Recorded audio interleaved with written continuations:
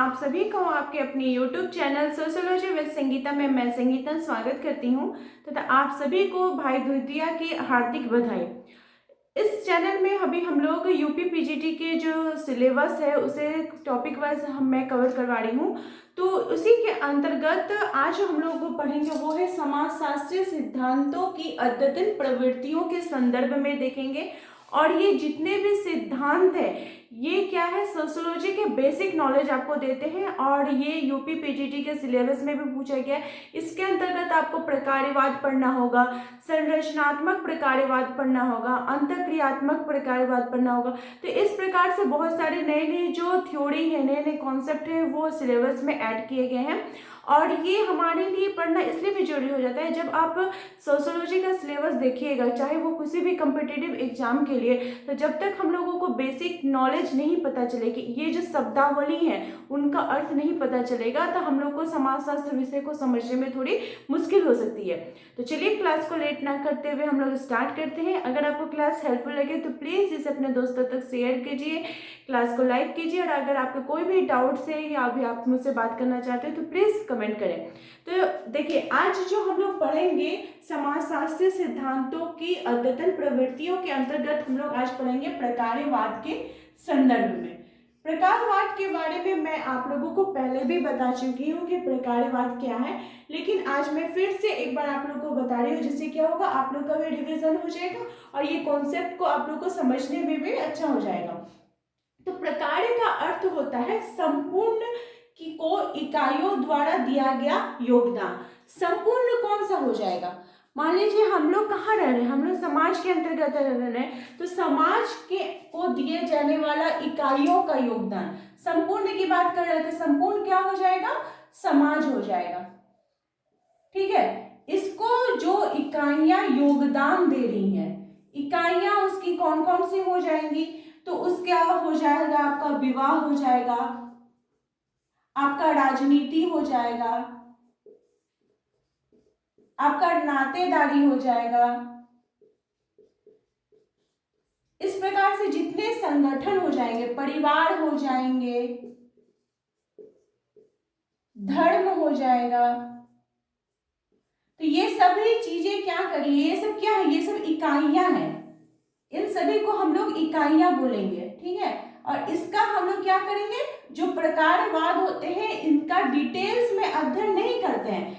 इन सभी का ये लोग क्या करते हैं, डिटेल्स में अध्ययन नहीं करते हैं, बल्कि क्या अध्ययन करते हैं, तो ये सब जो है ये इसको संपूर्ण को अपना योगदान दे रहा है, तो किस प्रकार से योगदान दे रहा है। अगर विवाह है तो विवाह का समाज में किस प्रकार से योगदान है, कौन सा कार्य है जो विवाह में होने से ये समाज बना हुआ। अगर ये सभी इकाइयां नहीं रहेंगी तो ये संपूर्ण का भी कोई स्वरूप ही नहीं रहेगा। आप इसको शरीर के रूप में भी समझ सकते हैं, जैसे हमारा मनुष्य का शरीर है, इस शरीर में जितने विभिन्न अंग है, आंख, नाक, कान, ये सभी क्या इकाइयों से आप जोड़ लीजिए, सबका अलग अलग काम है। तो कोई भी अगर इकाई, कोई भी शरीर का अंग अगर खराब हो जाता है तो हमारा जो शरीर का बनावट है, शरीर की जो संरचना है उसमें प्रभाव पड़ेगा। उसी प्रकार से जो हमारा संपूर्ण है, यानी हमारा जो समाज है, इसके अंतर्गत जो इकाइयां है, इसमें अगर किसी प्रकार का कोई दिक्कत आता है तो वो किसको इफेक्ट कर सकता है, तो वो समाज को इफेक्ट कर सकता है। तो हम कह सकते हैं जो प्रकार्यवाद है ये सामाजिक संस्थाओं को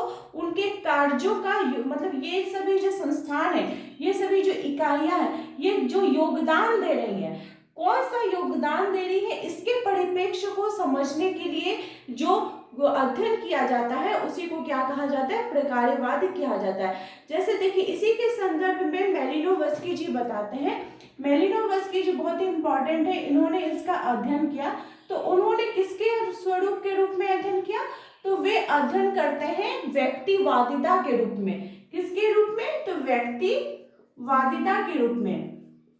वे बोलते हैं कि अगर व्यक्ति नहीं होगा, अगर व्यक्ति नहीं होगा तो समाज की का संरचना नहीं हो सकता है, समाज की सोच को हम नहीं देख सकते। व्यक्ति जो है वो समाज का पूरक है और समाज भी क्या है, ये व्यक्ति के पूरक है। अगर समाज में व्यक्ति नहीं रहेगा तो समाज की संकल्पना नहीं की जा सकती है, और बिना समाज के व्यक्ति की भी संकल्पना नहीं की सकती। तो इसलिए उन्होंने क्या माना कि संपूर्ण जो हमारी समूह समाज है, संपूर्णता की उन्होंने बात की है। तो इसके लिए वे धर्म को भी लेते हुए मानते हैं, संस्कृति को भी मानते हैं कि जब वो व्यक्ति की आवश्यकताओं को पूर्ति करे, यानी कि जैसे कि देख लीजिए, मान लीजिए धर्म जब तक हमारी आवश्यकताओं की पूर्ति करेगा तभी तक धर्म है। अगर धर्म का आवश्यकता घट गया और अगर समाज में नहीं रहा तो फिर इस धर्म का भी कोई वैल्यू हमारे समाज में नहीं रहेगा, हमारे संपूर्णता में नहीं रहेगा। तो इनकी जो अप्रोच है, इनका जो अप्रोच है उसे बोला जाता है, आपको एग्जाम में पूछा जा सकता है, उनके अप्रोच का नाम क्या है? तो उनका बहुत ही महत्वपूर्ण अप्रोच है bottom up approach. Bottom up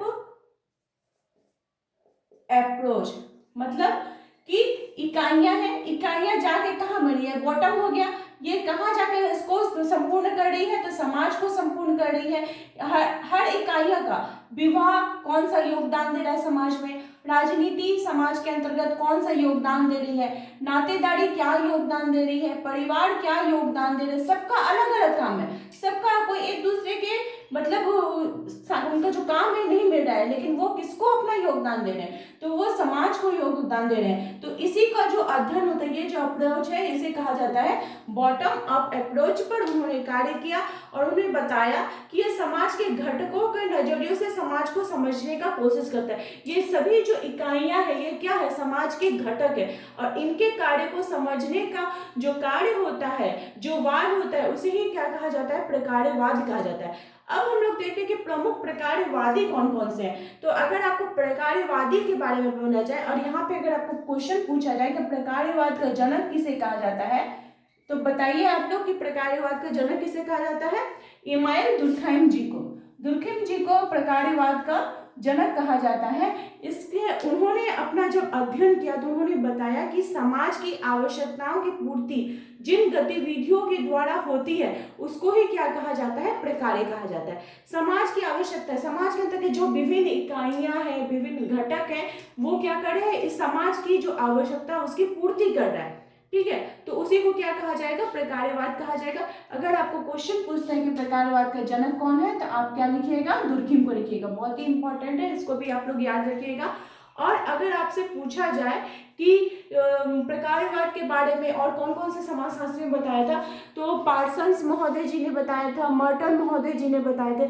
लेकिन यहाँ पे हम लोग को ध्यान रखना होगा क्योंकि पार्सन्स महोदय और मर्टन महोदय वो लोग संरचनात्मक प्रकार्यवादी हैं। वो लोग सिर्फ प्रकार्यवादी नहीं है, संरचनात्मक, क्योंकि उन्होंने ये जो संरचना है, जो इकाइयां हैं, इनका भी अध्ययन किया है। इनका भी संपूर्ण अध्ययन करने के बाद उन्होंने बात की है। लेकिन अगर सिर्फ प्रकार्यवादी के बारे में अगर बात की जाए तो मेलिनोवस्की जी हो जाएंगे, दुर्खैम जी हो जाएंगे, ये दोनों इंपॉर्टेंट हो जाएंगे, ये प्रकार्यवादी के अंतर्गत आए। अगर आपको पार्सन्स जी के बारे में बात की जाए तो पार्सन्स जी का जो बहुत ही इम्पोर्टेंट उन्होंने प्रकार्यवाद के संदर्भ में किया था, उन्होंने एजिल मॉडल का किया था। एजिल मॉडल अपना प्रस्तुत करके प्रकार्यवाद के बारे में बात की थी। एजिल का फुल फॉर्म क्या हो जाएगा? एडॉप्टेशन, इंटीग्रेशंस, गोल आपका लेजेंसी, इनके लेटेंसी, इनके बारे में कौन बात करते हैं? तो पार्सन्स महोदय जी बात करते हैं। मर्टन महोदय जी ने प्रकार्यवाद की अनिवार्यता पर विचार किया था, और मेलिनोवस्की जी ने क्या बताया था कि प्रकार्यवाद जो है वह व्यक्तिवादी प्रकार्यवाद या सार्वभौमिक प्रकार्यवाद भी इसको कहा जाता है। और इन्होंने संस्कृति, इन्होंने धर्म का अध्ययन करके इसके संदर्भ में बताया था। और उन्होंने बताया था कि मनुष्य की जो आवश्यकताएं हैं, उन्होंने 3 आवश्यकताओं के बारे में भी यहाँ पे बात की थी। मूल, व्युत्पन्न और एकीकरण। इसकी पूर्ति के लिए जो कार्य किया जाता है उसी को क्या कहा जाता है? तो प्रकार्यवाद कहा जाता है। अगर आपको पार्सन्स महोदय जी की थ्योरी को आप लोगों को देखना है तो मैं डिस्क्रिप्शन में इनका लिंक दे रही हूँ, आप उनके जाकर उनका पूरे थ्योरी को देख सकते हैं। तो आई होप आप लोगों को प्रकार्यवाद अच्छे प्रकार से समझ में आ गया होगा। इसके बाद फिर हम लोग नेक्स्ट जो हमारा इस सिलेबस का जो थ्योरी है उसको कंप्लीट करेंगे। इसी प्रकार से मेरे चैनल के साथ बने रहने के लिए आप सभी का धन्यवाद।